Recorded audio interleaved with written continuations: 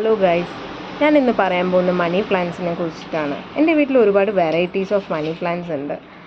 Leaf white ആയിട്ടുള്ളതും leaf yellowish ആയിട്ടുള്ളതും leaf greenish മാത്രമുള്ളതുമായിട്ടുള്ള കുറച്ച് വെറൈറ്റീസ് ഉണ്ട്.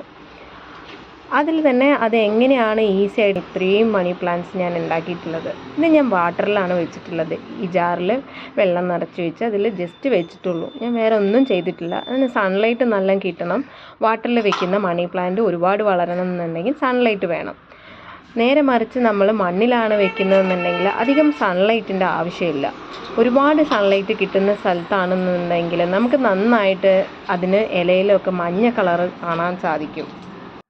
ഇതെല്ലാം നമുക്ക് ഏതൊരു പാത്രത്തിലും ഏതൊരു പോട്ടിലും വെക്കാൻ പറ്റുന്ന ഒരു പ്ലാന്റാണ് മണി പ്ലാന്റ്. അതിനനുസരിച്ച് അത് വളർന്നോളും.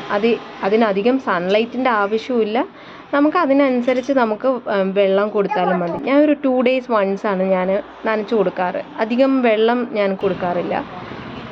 ഏതൊരു പോട്ടിലും ഉണ്ടാവുന്നതാണ് മണി പ്ലാന്റ്. അതിനനുസരിച്ച് നമുക്ക് വീട്ടിൽ നിന്ന് തന്നെ ഒരുപാട് തൈകൾ ഉണ്ടാക്കാം. ഇത് നമുക്ക് ഷോപ്പിൽ നിന്നോ നഴ്സറിയിൽ നിന്നൊന്നും വാങ്ങേണ്ട കാര്യമില്ല.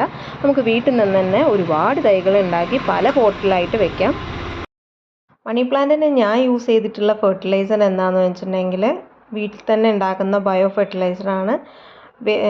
ഫുഡ് വേസ്റ്റിൽ നിന്ന് ഉണ്ടാക്കുന്നതാണ്. അത് ഡ്രൈ ആയതിനു ശേഷമാണ് ഞാൻ ഇട്ട് കൊടുക്കാറ്.